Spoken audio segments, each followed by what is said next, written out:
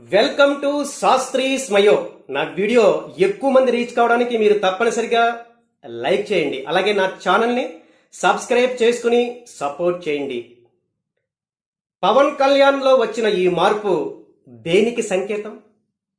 పవన్ కళ్యాణ్ తన మార్పు ద్వారా ఎవరికి ఏ రకమైన మెసేజ్ ఇచ్చారు ఇప్పుడు మనం చూద్దాం. తమిళనాడులో విజయ్ ముఖ్యమంత్రి అయిన తర్వాత మంగళగిరిలో పవన్ కళ్యాణ్ ఒక స్టేట్మెంట్ ఇవ్వడం జరిగింది. అదేంటంటే, నాకు చాలా మెసేజెస్ వస్తున్నాయి. ఆంధ్రప్రదేశ్లో మీరు సింగిల్గా పోటీ చేసి ఉన్నట్లయితే విజయ్లా మీరు కూడా ఆంధ్రప్రదేశ్ ముఖ్యమంత్రి అయి ఉండేవారు అని. అయితే తమిళనాడు పాలిటిక్స్కి ఆంధ్రప్రదేశ్ పాలిటిక్స్కి చాలా తేడా ఉంది. పక్క రాష్ట్రంలో ఏదో జరుగుతుంటే మనకెందుకు హడావుడి? ఇది ఎలా ఉందంటే, ఊర్లో పెళ్ళైతే వేటికో హడావుడి అన్నట్లుగా ఉంది అంటూ పవన్ కళ్యాణ్ విజయ్ ముఖ్యమంత్రిగా అయిన తర్వాత వచ్చిన రెస్పాన్స్ మీద క్లియర్ కట్గా స్టేట్మెంట్ ఇవ్వడం జరిగింది. అయితే నిన్న రాజమండ్రిలో పవన్ కళ్యాణ్ జనసేన కార్యకర్తల్ని ఉద్దేశిస్తూ ఒక మీటింగ్ జరిగింది. ఆ మీటింగ్లో ఒక స్టేట్మెంట్ ఇచ్చారు. ఆ స్టేట్మెంట్ ఏంటంటే, తమిళనాడు రాజకీయాలను చూస్తుంటే నాకు అసూయగా ఉంది.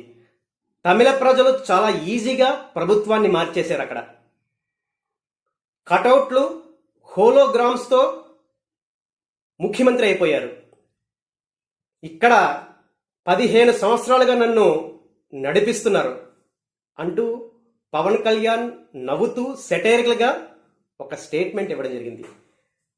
మంగళగిరి స్టేట్మెంట్ని, ఇప్పుడు రాజమండ్రిలో పవన్ కళ్యాణ్ ఇచ్చిన స్టేట్మెంట్ని మీరు చూసినట్లయితే పవన్ కళ్యాణ్లో వచ్చిన మార్పు మీకు అర్థమవుతుంది. విజయ్ ముఖ్యమంత్రి అయిన తర్వాత పవన్ కళ్యాణ్లో వస్తున్న మార్పులు మీరు పసిగట్టే అవకాశం ఉంది ఈ స్టేట్మెంట్తో. అయితే పవన్ కళ్యాణ్ తన మార్పు ద్వారా ఒక క్లియర్ కట్ మెసేజ్ని ముగ్గురికి ఇచ్చారని చెప్పాలి. అదేంటో ఇప్పుడు మనం చూద్దాం వన్ బై వన్. ముఖ్యంగా మొదటి మెసేజ్ పవన్ కళ్యాణ్ ఇచ్చింది జనసేన కార్యకర్తలకి. జనసేన కార్యకర్తలకి ఒక నిరాశ, నిస్పృహ ఉంది. అదేంటంటే, పవన్ కళ్యాణ్ ముఖ్యమంత్రి కాలేకపోయారనేది. దీన్ని అడ్రస్ చేస్తూనే Pawan Kalyan clear cut message ఇచ్చారు. అదేంటంటే, నేను కమాండర్ని, నా మాట మీరు జస్ట్ వినాలి. నేను వ్యూహాలు రచిస్తాను. ఏది ఎప్పుడు చేయాలో నాకు బాగా తెలుసు, ఏది ఎప్పుడు కావాలో నాకు బాగా తెలుసు. మీరు ఆ వ్యూహాల్ని జస్ట్ ఇంప్లిమెంట్ చేయాలంతే. చిన్న చిన్న విషయాలకి ఘర్షణ పడుతూ కూటమి ఐక్యంగా లేకుండా మీరు చెడగొట్టకూడదు.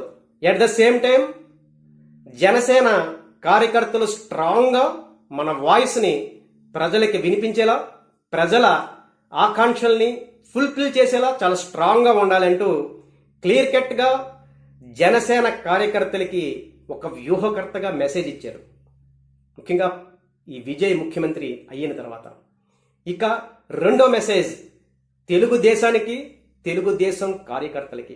ఆ మెసేజ్ ఏంటంటే, నేను మౌనంగా ఉన్నా అంటే దాని అర్థం మరింత స్ట్రాంగ్గా అవడానికి నేను ప్రయత్నిస్తున్నా, సమయం కోసం వేచి చూస్తున్నా, సమయం వచ్చిన వెంటనే నేను ఏది కావాలో అది అయి తీరతా అంటూ పవన్ కళ్యాణ్ తెలుగుదేశానికి ఒక క్లియర్ కట్ మెసేజ్ ఇచ్చాడు. అదేంటంటే, నేను ఎప్పటికీ కూటమిలో ఒక జూనియర్ పార్ట్నర్గానే ఉండిపోతాను అని అనుకోవడం కరెక్ట్ కాదనే మెసేజ్. అంతేకాకుండా తెలుగుదేశం క్యాడర్కి కూడా ఇంకొక మెసేజ్ ఇచ్చారు. అదేంటంటే, మీరు మా పిఠాపురం విషయాల్లో కలగజేసుకుంటున్నారు, మేము మాత్రం మంగళగిరి విషయంలో కలగజేసుకోవట్లేదు. అలా అని చెప్పి మేము ఘర్షణకు దిగం, మేము చాలా సమన్వయంతో ఉంటాం అంటూ క్లియర్ కట్గా జనసేన కార్యకలాపాల్లోకి తెలుగుదేశం ఇంటర్ఫియర్ కావడాన్ని పవన్ కళ్యాణ్ ప్రశ్నిస్తున్నారు. అట్ ద సేమ్ టైం కూటమి ఐక్యంగా ఉండాలంటూ ఒక మెసేజ్ని కూడా పంపిస్తున్నారు. ఈ రకంగా తెలుగుదేశానికి, తెలుగుదేశం క్యాడర్కి పవన్ కళ్యాణ్ ఒక పవర్ఫుల్ మెసేజ్ ఇచ్చారు. అదేంటంటే, నేను ఎప్పటికీ జూనియర్ పార్ట్నర్గా ఉండడం కుదరదు, అది గ్రాంటెడ్గా తీసుకునే అవకాశం లేదంటూ క్లియర్ కట్ మెసేజ్ని తెలుగుదేశానికి, తెలుగుదేశం అధినేతలకి ఇవ్వడం జరిగింది. ఇక మూడో మెసేజ్ పవన్ కళ్యాణ్ తనలో వచ్చిన మార్పు ఆధారంగా ఇచ్చింది జగన్కి, వైసీపీ నాయకులకి. రీసెంట్గా ఒక ప్రముఖ ప్రొఫెసర్, పొలిటికల్ ఎనాలిస్ట్ ఒక కామెంట్ చేయడం జరిగింది. అదేంటంటే పవన్ కళ్యాణ్ అమిత్ షాని కలిసి జగన్ని అరెస్ట్ చేయాలని కోరారని, అప్పుడు అమిత్ షా జగన్ మన చిరకాల మిత్రుడని, టెంపరీ ఫ్రెండ్స్ గురించి జగన్ని ఎలా వదులుకుంటాం అని అన్నాడని, ఆ విషయాన్ని జనసేనలోని ఒక ప్రముఖ నాయకుడు నాకు చెప్పాడంటూ ఆ సదరు ప్రముఖ ప్రొఫెసర్ పొలిటికల్ ఎనాలిస్ట్ అన్నట్లు ఒక వార్త వచ్చింది.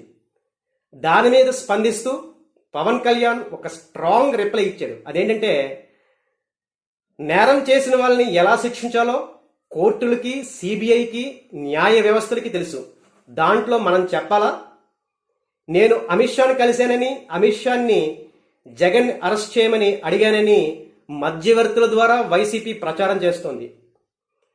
వైసీపీ నాయకులు అరెస్ట్ అయితే నేను ముఖ్యమంత్రి కావాలని అనుకుంటున్నారని వాళ్ళు అనుకుంటున్నారేమో. అలా నీచమైన పద్ధతుల్లో ముఖ్యమంత్రి అయ్యే ఉద్దేశం నాకు లేదు.